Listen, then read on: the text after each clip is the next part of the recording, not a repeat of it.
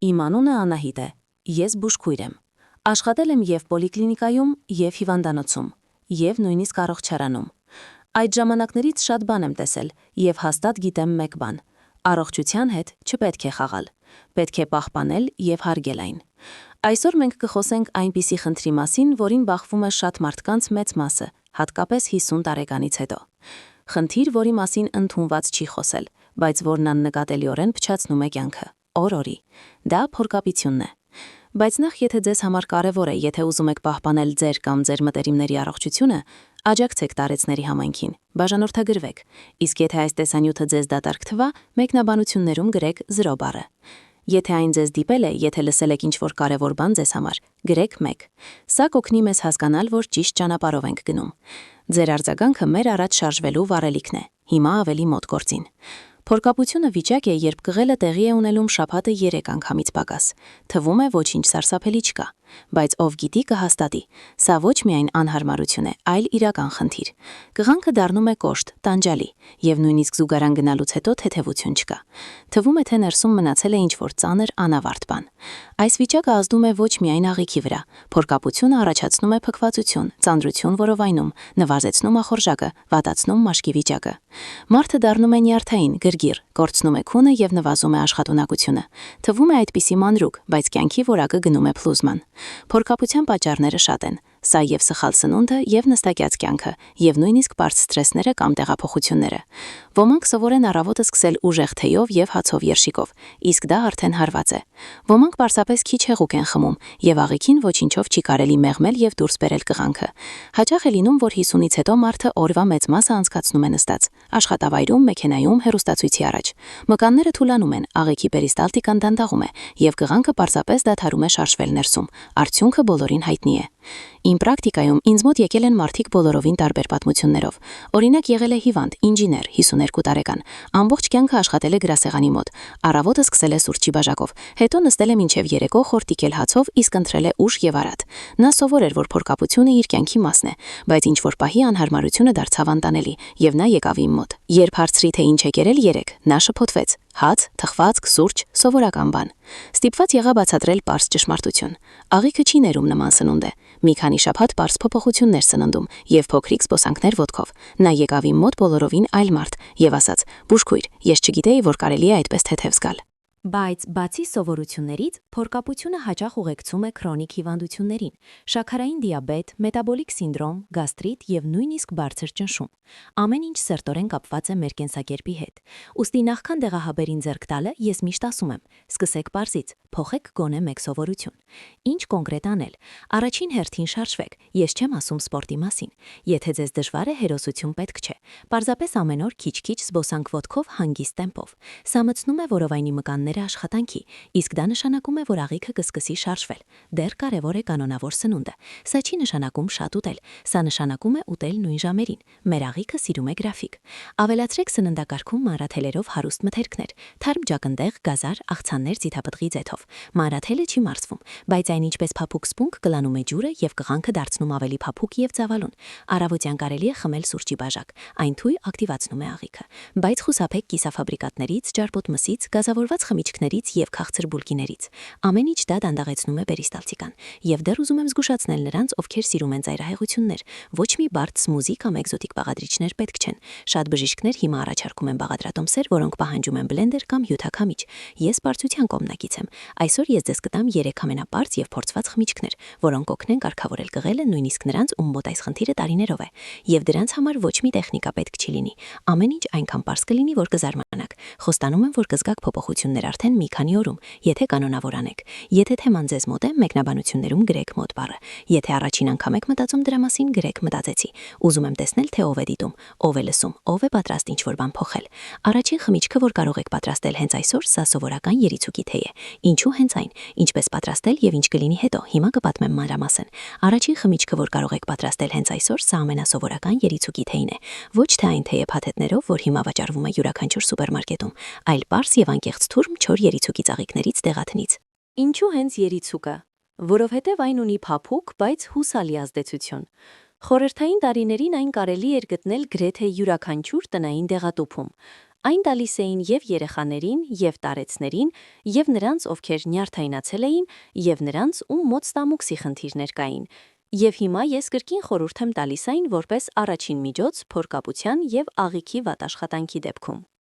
Պատրաստելը շատ պարզ է։ Վերցրեք 1 ճաշի գթալ չոր երիցուկ և լցրեք 3 բաժակ եռման ջրով։ Ծածկեք կափարիչով և թողեք թրմվի մոտ 1 ժամ։ Հետո զտեք և ձեր խմիչքը պատրաստ է։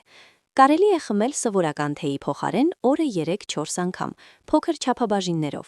Երիցուկի գլխավոր առավելությունը այն է, որ այն ոչ միայն խթանում է աղիքը, այլ փափուկ կերպով հանում է բորբոքումը, հանգստացնում գրգռված լորձաթաղանթը և վերացնում անհարմար զգացողությունները որովայնում։ Իմ հիվանդներից մեկը, Ներսեսը, ամբողջ կյանքը աշխատել է մեքենավար երկաթուղում, աշխատանքը ծանր, անկանոն գրաֆիկ, սնունդ ինչպես ստացվի։ 60 տարեկանում նրա մոտ սկսվեցին լուրջ խնդիրներ աղիքի հետ, փքվածություն, ծանրություն և մշտական փորկապություններ։ Նա փորձել էր շատ տեղեր, բայց օրգանիզմը վատ էր արձագանքում, կամ ուժեղ ցավեր, կամ ալերգիա։ Երբ եկավ իմ մոտ, ես առաջարկեցի մոռանալ դեղահաբերի մասին և սկսել խմել երիցուկ։ Նա, անկեղծ ասած, չէր հավատում այդպիսի պարզ խորհրդին, բայց փորձեց։ 1 ամիս հետո եկավ և ասաց. «Անահիտ, եթե ես ավելի վաղ իմանայի, որ պարզ երիցուկի թեյը կվերադարձնի ինձ նորմալ կյանք, ես այդքան տարի չէի տառապի»։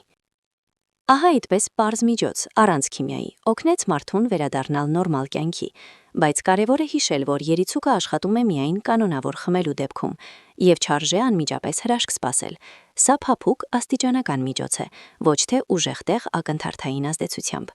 Երկրորդ խմիչքը, որ ուզում եմ խորհուրդ տալ, նույնպես պարզ և հասկանալի է, թեև կպահանջի մի քիչ ավելի ջանք։ Սա թարմ գազարի հյութ է։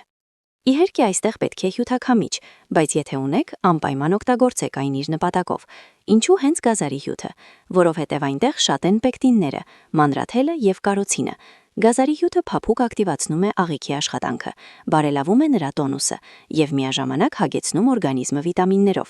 Բայց խմել պետք է զգույշ, ոչ ավելի հաճախ, քան շաբաթը 1 անգամ, քանի որ գազարի հյութի ավելցուկը կարող է առաջացնել մաշկի թույլ դեղնավուն երանգ։ Վախենալու ոչինչ չկա, ոչինչ վտանգավոր չկա, բայց էսթետիկորեն կարող է ձեզ շփոթեցնել։ Պատրաստելը տարրական է։ Վերցրեք թարմ գազար, լվացեք, քամեք հյութը և խմեք ցանկացած հարմար ժամանակ։ Ավելի լավ օրվա առաջին կեսին։ Սա ոչ ամենօրյա խմիչք է, այլ շաբաթական աջակցություն աղիքին և ամբողջ օրգանիզմին։ Բայց երրորդ խմիչքը, թերևս ամենակարևորն ու արդյունավետը բոլորից, որոնց մասին այսօր կպատմեմ։ Սա խմիչք է, որ օգնել է իմ շատ հիվանդների կարգավորել կղելը և ազատվել տարիների խնդիրներից աղիքի հետ։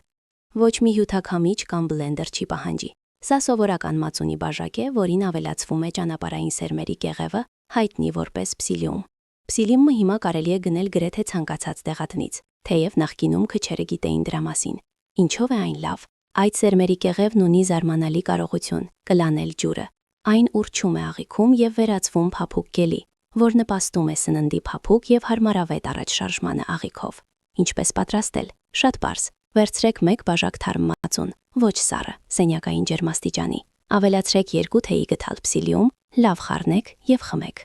Ավելի լավ երեկոյան ընդունել, քնելուց մոտ 1-2 ժամ առաջ։ Արդեն հաջորդ առավոտյան կզգաք տարբերությունը։ Մի անգամ իմ մոտ եկավ տարեց ուսուցչուհի Գալինան։ Նրա մոտ այսպես կոչված գրգռված աղիքի սինդրոմ էր։ Ցավեր, փքվածություններ, անկանոն կղել։ Կյանքը դարձել էր մշտական տառապանք։ Նա արդեն հուսահատված էր և չէր հավատում, որ ինչ-որ բան կօգնի։ Ես խորհուրդ տվեցի այս խմիչքը, փսիլիումով։ 1 շաբաթ հետո նա կրկին հայտնվեց ընդունելության և ասաց ինձ. «Բուժքույր, ես չէի մտածում, որ կապրեմ այն օրը, երբ առավոտյան արթնանամ և չմտածեմ աղիքի մասին»։ 1 ամիս հետո Գալինան ընդհանրապես մոռացել էր, թե ինչ է սննդի մարսման խնդիրները, և կրկին պարզ լուծում, առանց քիմիայի և ավելորդ ծախսերի։ Հիշեք գլխավորը. աղիքի առողջությունը սկսվում է ոչ դեղահաբերից և պրեպարատներից, այլ պարզ և կանոնավոր գործողություններից։ Չբարդացրեք, բայց արեք կանոնավոր։ Այդ ժամանակ արդյունքը կգա։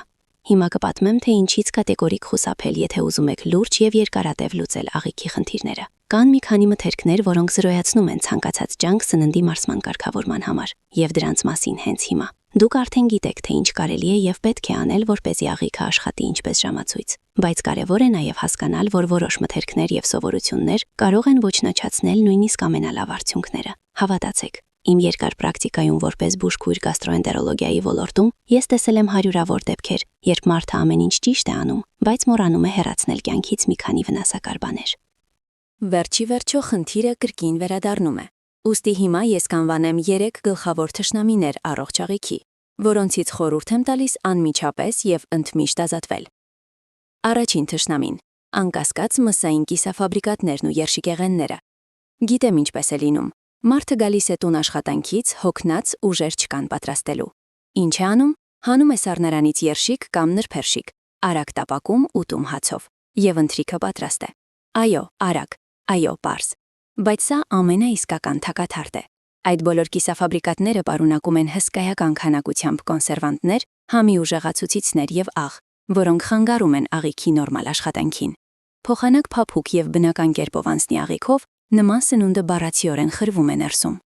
Օրգանիզմը չգիտի, թե ինչպես ճիշտ մարսել այն։ Հայտնվում է փքվածություն, ծանրություն եւ վերջի վերջո փորկապություն։ Եվ այստեղ բացառություններ չկան։ Չմտածեք, որ թանկ կամ տնական երշիկները ելք են։ Ոչ։ Եթե ուզում եք կարգավորել կղելը եւ դադարել տարապել աղիքի խնդիրներից, մոռացեք մսային կիսաֆաբրիկատների մասին։ Ավելի լավ փոխարինեք դրանք պարզ եւ օգտակար ուտեստով՝ եփած կամ թխած միս, բանջարեղեն կամ հացահատիկներ։ Այո, մի քիչ ավելի բարդ է, բայց արժե այդ, հավատացեք իմ փորձին։ Աղիքի երկրորդ թշնամին, որին շատերը թերագնահատում են, թխվածքը եւ սպիտակ հացը։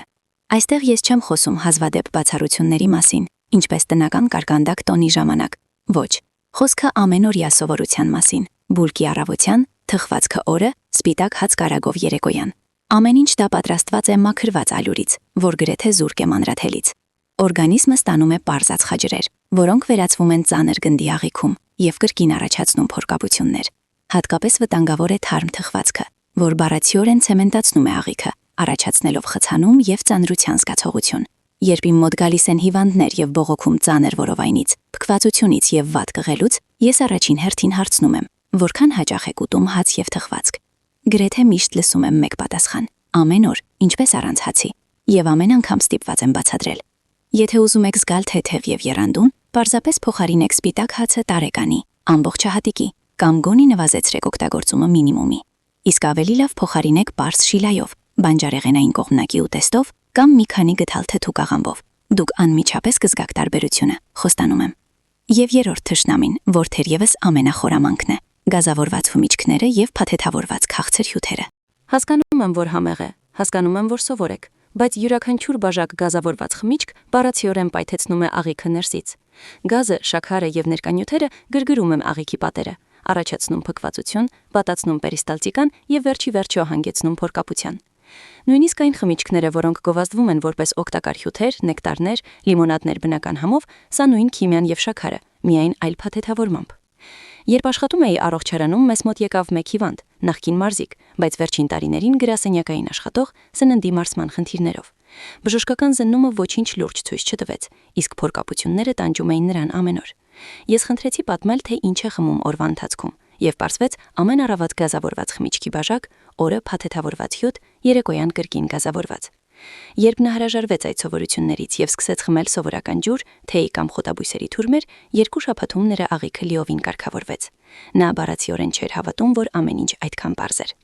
Հիշեք գլխավորը՝ աղիքի առողջությունը չի պահանջում թանկ տեղեր կամ բարդ բաղադրատոմսեր։ Այն սկսվում է պարզ քայլերից։ 1 հեռացված վնասակար մթերք, 1 օգտակար խմիչք, 1 փոքրիկ զբոսանք։ Սա է այն բաղադրատոմսը, որ միշտ աշխատում է եւ ցանկացած տարիքում։ Եթե դիտել եք մինչև այս պահը եւ մտածել եք, սա արդեն կես հաջողություն է։ Մեկնաբանություններում գրեք պատրաստ, եթե իրոք ուզում եք սկսել փոխել ձեր սովորությունները։ Եթե դեռ կասկածում եք, գրեք մտածում եմ։ Ուզում եմ տեսնել, թե ով է իրոք պատրաստ անել այդ կարևոր քայլը։ Եվ անպայման աջակցեք մեր տարեցների համայնքին բաժանորդագրվելով։ Ձեր բաժանորդագրությունը ոչ միայն կոճակ է, սա ձեր անձնական ընտրությունն է հոգ տանել ինքներդ ձեզ եւ ձեր մտերիմների մասին։ Մեզ շատ կարևոր է ձեր արձագանքը եւ աջակցությունը։ Եթե տեսանյութը օգնել է ձեզ կամ գոնե ստիպել մտածել, դրեք լայք եւ ուղարկեք մտերիմներից մեկին։ Երբեմն հենց այդպիսի պարզ քայլը դառնում է լուրջ փոփոխությունների սկիզբ դեպի լավը։ Ձեզ հետ էր բուժքույր Անահիտը։ Եղեք առողջ եւ հոգ տարեք ինքներդ ձեզ։ Մինչեւ նոր հանդիպումներ։